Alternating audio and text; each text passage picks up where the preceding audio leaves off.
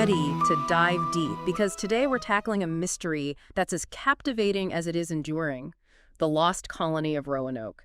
And this one hits close to home because it was you, our listeners, who specifically requested this deep dive. It's a fascinating one for sure, and one that, despite centuries of speculation, still manages to keep historians and history buffs alike, well, guessing. You got that right. I mean, picture this. It's 1590. John White, you know, the colony's leader, he returns to Roanoke Island after a 3-year supply run to England. 3 years. Can you imagine? He's probably expecting, I don't know, a grand celebration, new faces, maybe even a new generation of little Roanoke colonists running around. But guess what? He finds nothing. Zilch. Completely deserted. The colonists, poof, vanished. Gone. It's like they simply disappeared into thin air, leaving behind nothing but questions. Questions that, as you pointed out, have fueled some pretty wild theories over the years. We're talking everything from, like, encounters with hostile native tribes to, get this, even zombies? Zombies, cannibals, oh my. You know we love a good mystery, but for this deep dive, we're sticking to the facts. And lucky for us, we've got a mountain of fascinating material to dig into. Right. We've got historical records, detailed maps, even those tantalizing messages left behind. The real challenge, though, is piecing it all together. Yeah, it's like a giant historical jigsaw puzzle, but someone swapped out half the pieces for ones from a completely different puzzle. But hey, that's what makes this deep dive so interesting, right? We're taking the articles you send us, our trusty sources, and using them to try to crack this centuries-old case. We're on a quest for the most plausible explanation for what happened to those Roanoke colonists. It's like a curated mystery box, tailored specifically to what our listeners find most intriguing. I'm excited to see where these particular sources lead us. Me too.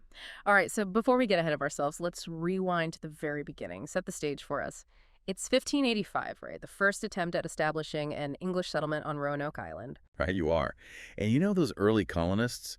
They faced some serious hardships. We're talking harsh living conditions, strained relationships with the native tribes in the area. It was a recipe for disaster. Yeah, those first colonists, they had it rough. It really makes you appreciate, I don't know, indoor plumbing. But so that first attempt, it was pretty much a washout, right? Yeah, it ultimately failed. It makes you wonder why they even attempted a second try, doesn't it? But alas, they did. Because second time's the charm. Or maybe they just really wanted to make Roanoke work. Who knows? And this time, they were determined to do it right. In 1587, John White, you remember him from earlier? Yeah. Well, he led a new group of colonists back to Roanoke. In this group, it was different. They brought along families, aiming to establish a more permanent English presence on the island. Ah, so they were in it for the long haul this time. Families, that's a game changer. And that's where someone very important enters the picture, Virginia Dare. Precisely. And her birth. Oh, it's a significant event. You see, Virginia Dare was the first English child born in the New World. And that, my friend, adds a whole new layer of human drama to this already captivating historical mystery. It does. Suddenly, we're not just talking about nameless, faceless colonists anymore. We're talking about families, babies, real people trying to build a new life for themselves in a completely uncharted world. And speaking of those real people, later that same year, John White, he sets sail back to England. He needed to gather supplies, more colonists, you know the drill. He left those colonists, including little Virginia and her parents, to brave this new world without him. A decision, I imagine, that would come to haunt him. You see, at the time, White likely believed he'd be back within a few months. A routine supply run, nothing more. But fate, as it often does, had other plans. 3 long years would pass before he set foot on Roanoke again. 3 years. That's a long time to be away from your family, your colony, everything you know. And it makes you wonder, right? Like, what was going through White's mind as he sailed back to Roanoke after all those years? He had given those colonists specific instructions before he left, hadn't he? Something about relocating inland if things started going south. That he did. Your sources are very clear on that point. Yeah. He instructed them to move 50 miles inland, no more, no less, if they encountered any danger. And get this, he even devised a signal. If they relocated, they were to carve a Maltese cross into a tree. You know, kind of like a message in a bottle, but with trees. A Maltese cross. You think he practiced carving a few of those before he left? You know, just to be sure they got it right. Sorry, going off on a tangent here. But we know they didn't follow through with that plan, right? I mean, if they had, surely White would have found them. You're right, they didn't. When White finally returned in 1590, what greeted him was an eerie silence. Empty houses, a dismantled fort, and this chilling message carved into a post. It simply read, Croatoan. And to make matters even stranger, He found the letters CRO carved onto a nearby tree. It was baffling. Spooky. It's like something straight out of one of those ghost stories. CRO carved on a tree. It was these cryptic carvings that became the first clues in a mystery that, to this day, remains unsolved. Okay, so we've got this abandoned colony, a cryptic message, and a whole lot of unanswered questions. Where do we even begin to unpack this mystery? Well, the good news is we're not starting from scratch. We've got your collection of articles. And based on what I'm seeing, a good place to start is with the most prevalent theory, assimilation. Right, the idea that the colonists, maybe facing some dire circumstances, ended up joining forces with one of the native tribes. Exactly. And one tribe in particular keeps popping up in your sources. The Croatoan. Remember that word carved on the post? Oh, yeah, Croatoan, like it was some kind of clue or something? It's hard to ignore, right. Oh. And it's not just the inscription. One of your articles, I think it was the one from the Smithsonian, mentioned some pretty compelling archaeological evidence found on Hatteras Island, which, if memory serves, was the stomping ground of the Croatoan tribe. Hold on, Hatteras Island, that rings a bell. They found some artifacts there or something, didn't they? They did. And get this, a real mishmash of European and indigenous artifacts all in the same area.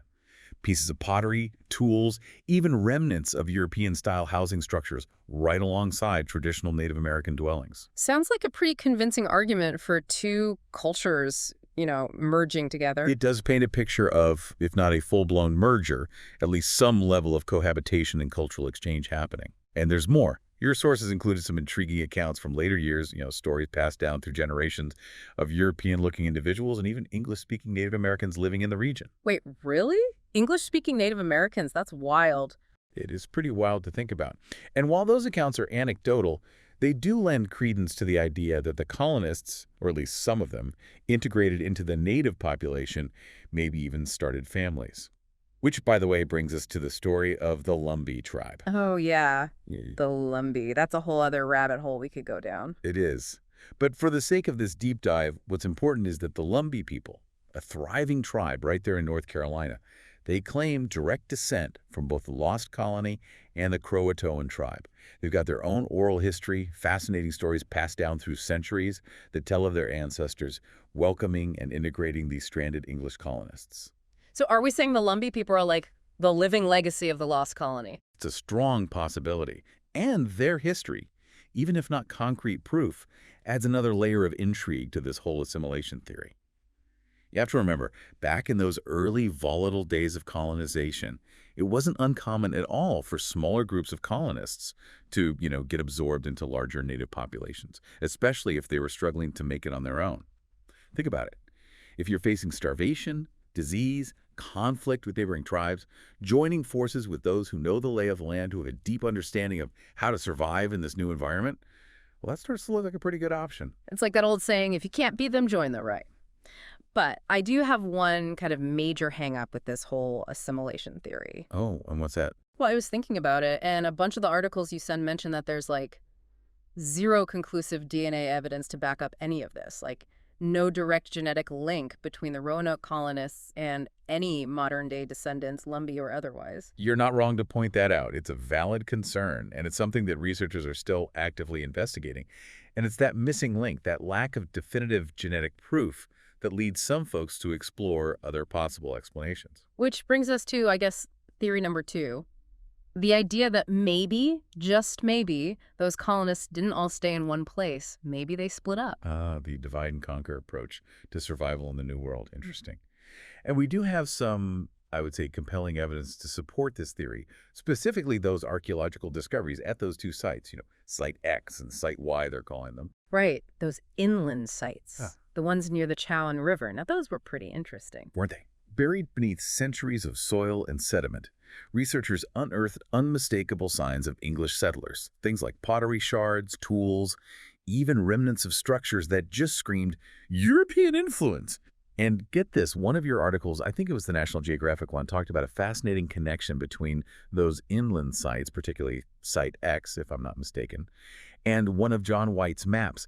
Apparently there's this hidden marking on one of the maps that researchers now believe might indicate the location of an English fort. And guess what? That marking, it lines up almost perfectly with Site X. So maybe, just maybe, those Roanoke colonists did attempt to follow White's instructions to relocate inland if things got dicey.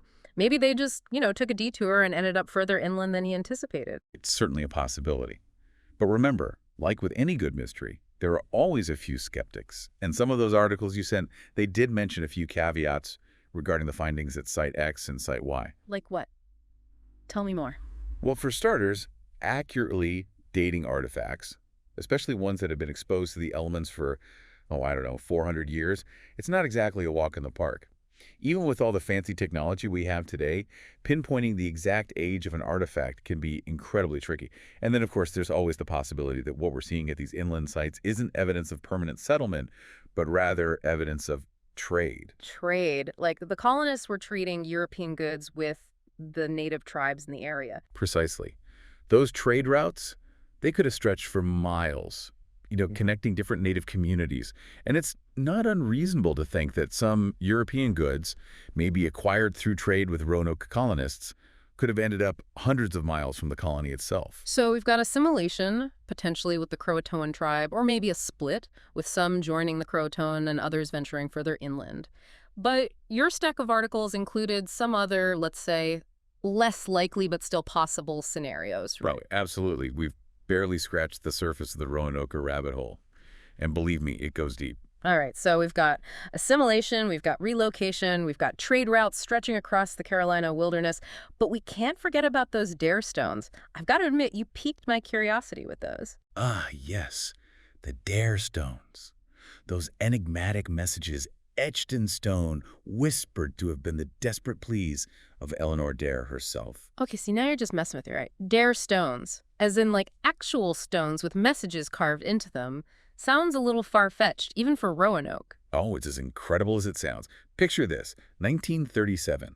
The Great Depression is in full swing. A history professor, let's call him Dr. Hamilton, is driving through North Carolina.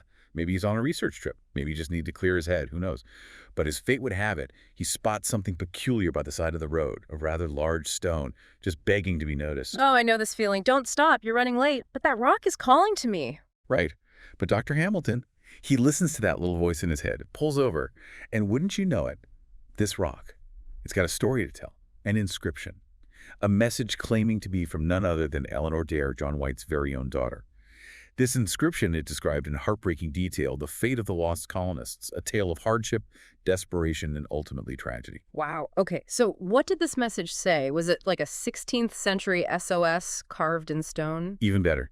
This message, it read like a lost chapter from a history book. It chronicled the colonists' journey after White's departure, their struggles, their encounters with native tribes, even the death of Virginia Dare herself. Oh, and get this, the inscription, it claimed that Eleanor Dare was the last one alive and that she had entrusted this final message, this stone, to be found by, well, someone. Hold on. Are we talking about, like, the same Virginia Dare, the first English child born in the New World, Virginia Dare? The one and only.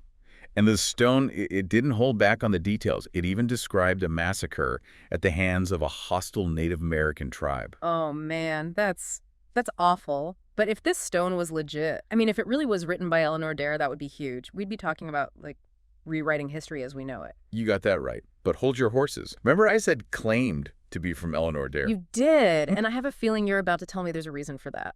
Oh, there is. Because here's the thing about those Dare stones. Shortly after the discovery of that first stone, others started popping up. And I'm not talking about one or two. I'm talking dozens. Over the next few decades, something like 40 Dare stones materialized.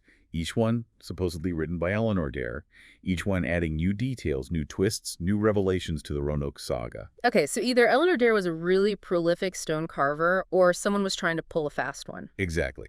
And the more Dare stones that surfaced, the more evident it became that most of them, if not all, were, shall we say, less than authentic. So what went wrong? How could they tell these other stones were fake? Well, for starters, the language used on those later stones, it just didn't add up. See, that first Dare stone, the one Dr. Hamilton found, it was written in a style of English that was common in the late 16th century, the kind of language Eleanor Dare would have actually used. But those later stones, their grammar, their spelling, their vocabulary, it was all over the map.